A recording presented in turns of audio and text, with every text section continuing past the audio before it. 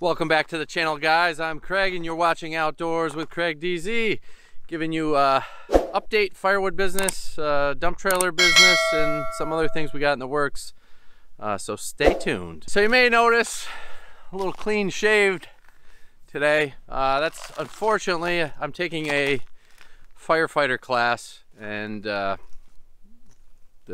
federal guidelines, I have to be clean shaving for my SCBA air mask and air pack. So fortunately I had to shave the beard for the next month or two. Hopefully summer will be here soon anyway, so I probably would have taken it off. But yeah, gonna go through winter, a little bit of an update here. Not much for the firewood business. It's been super cold. Even today we had a little bit of a warm up over the weekend, but today it's I think high is 32 maybe, low 16, so it's still bitter cold. If you can kind of see behind me, still got plenty of snow. Next week though, it is supposed to warm up into I think almost 50, so for a couple days. So hopefully we can get that stuff, you know, some of the snow gone, and I'll probably get out and start cutting next week, so that will be good. So I'll hopefully have some footage, wood cutting footage and stuff like that next week. So for the dump trailer, as you notice, it's still sitting in the same exact spot. I haven't done anything. So I actually ordered my GPS tracker for this thing. I have the SIM card. The tracker has not come in yet. I do actually have rubber chocks. I have the battery trickle charger. I will, if I walk over quick here, you will see, and I'll probably do a separate segment once I get all this stuff together. You will see I have this Reese power lock now on this thing. Again, this isn't a full deterrent. I mean, probably with a sledgehammer, or even maybe just a larger regular hammer, you can probably snap that thing off. But again, it's just a deterrent to stop, you know, lazy people, you know, that see that and go, oh man, I'd have to get a tool. So, you know, just to prevent theft. You know, I don't know, I may come up with like a quick disconnect system to actually take the whole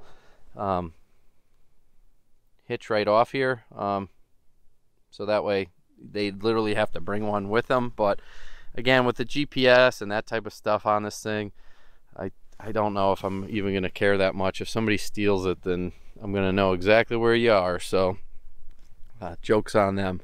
But yeah, so I haven't really done too much, partially because of that. You know, if I pan back over, you'll notice my truck is missing. Quick update with the truck. So I posted a video a while ago. Some people may have saw it, you may not have. It was only up for a little while just because I was worried about some pushback and negative publicity, so I didn't really want to post it. So it was on my truck. So I did some modifications to my truck. That's basically all I'm gonna say to go into that. I mean, some of the videos, maybe you heard it, you know, give you a hint. You might have heard it when it was running in some of the videos, but the modifications didn't go so well. I broke some bolts, and so I had a small exhaust leak. So I brought it in originally to a buddy of mine, his shop, twice. They couldn't get the parts or something, and then so basically I had to replace the right side exhaust manifold,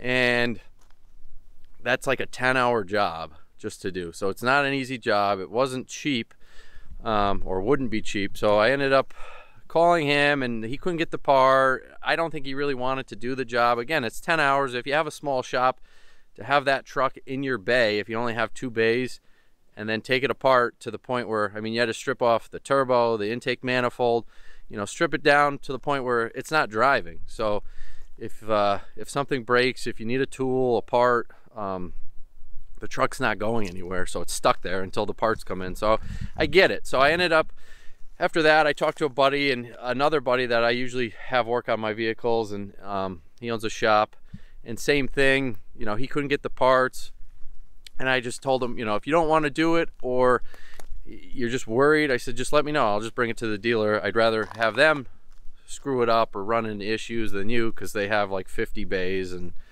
it'd be a lot, you know, less impact on their business. So brought it to Ford last week. Dropped it off on Monday, or sorry, dropped it off on Sunday. and it was supposed to be just a 2-day job. So I was supposed to get it back Tuesday. It wasn't done Tuesday. Called Wednesday, still wasn't done. So I got a call Friday. It was done, but I don't know, there were some issues and they fired some people, so they gave me a discount right off the rip, which kind of worried me. So this, you know, again, it wasn't a cheap job. It was 10 hours, so it was about $2,000 with parts, labor, and that was with the 15% discount. So went to pick it up, got my remote start, walking out, go beep beep, start it up, and you hear tick tick tick tick tick tick tick tick tick tick tick tick tick. So the motor was knocking. So they fucked something up. Yeah, really not too happy about it. But long story short, I hadn't heard anything. I really haven't heard anything even today. Today's Thursday. I drove up there Monday and basically wanted to see my truck and make sure they were working on it. And I talked to the mechanic, and there was metal shavings in the oil. They believe it definitely threw a rod through the block. So motor's toast. So it needs a brand new motor. Fortunately, it's going to be covered under warranty, or should be. Not only because you know, I have the warranty, but I mean they broke it. The dealership broke it. So I've been fighting with them, and I had to pull security camera footage of me like leaving Sunday before I dropped it off. That show, you know, you can clearly hear there's no knock or ticking or anything. It just, you know, purrs like a normal diesel would. So, I mean, as far as the dump business goes, I mean, unfortunately, I have a logo. I'll probably maybe post it now here that I had somebody design for me, and working on pricing. So I was actually going to start advertising probably today or tomorrow on Facebook and Craigslist. However, I don't have anything to tow with, so I haven't gotten a chance to put the boards in, sideboards, just because I have nothing where I can pick up 14-foot length boards.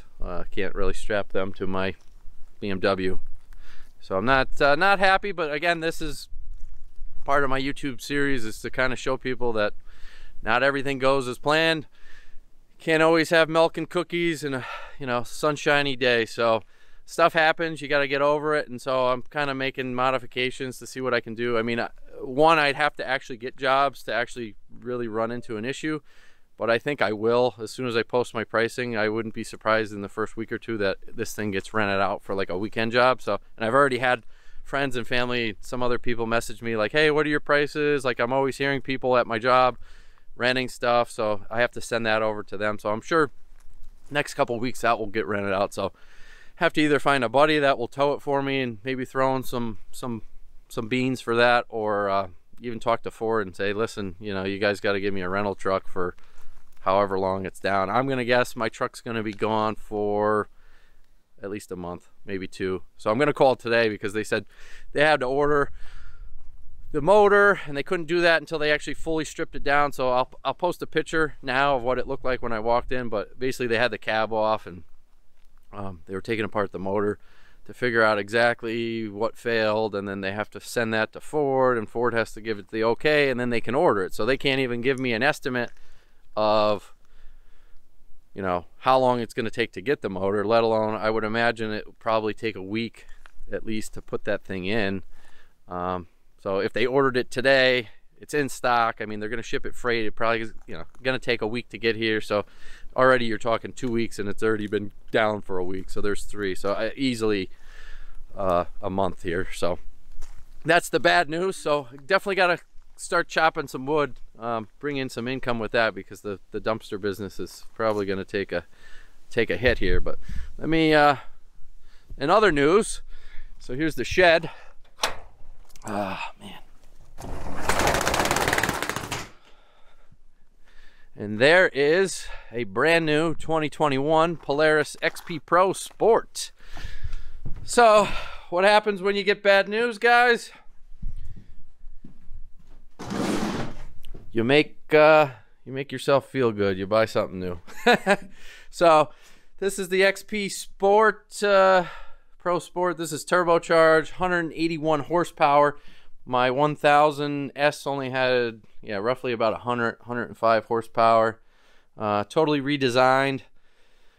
You will see for future, you will see some future content around this. I did order a bunch of accessories to kind of bring it up to standards and, you know, make it a work vehicle. Wink, wink. You know, I got to get the hitch attachment for it so I can tow my splitter, and then, you know, some other just basic standard stuff, roof, the rest of the, you know, it's just kind of silly that they even ship them this way. You know, like the rest of this door, lower, it used to be lower door, but for these things it's like a V, so it's just like a cutout panel there to fill it in. I think they may make a panel for up here. I'll have to see. But yeah, roof, the door. I bought factory. I was a little disappointed because when you look online, they actually show these with a 4-point harness, but even though the seat's cut out for it, I guess that's the premium edition, which is the next model up, which is like another $4,000. But it does include, that model includes the ride command system, which goes there. And then I believe you get a button here and you actually have electronic suspension. So why you need electronic suspension, where like when you hit the brakes, it stiffens up the front so it doesn't sag down and stuff like that. I don't know. But for me, yeah, this thing should be a fun little toy here. I bought it from Ronnie Cycle in North Adams, Massachusetts. Pretty penny. I mean, basically MSRP. Did, however, get a first responders discount, which was $1,000 off. The other thing, a little bit of mud on it already just driving around. The other thing that's kind of disappointing with Polaris, if anybody knows anybody that works at Polaris, you know, you can tell them I'm disappointed with them, but this thing only comes with a 6-month warranty, and it's limited warranty. It's not like a full warranty. 6 months. I'll back this guy out and we'll go for a rip.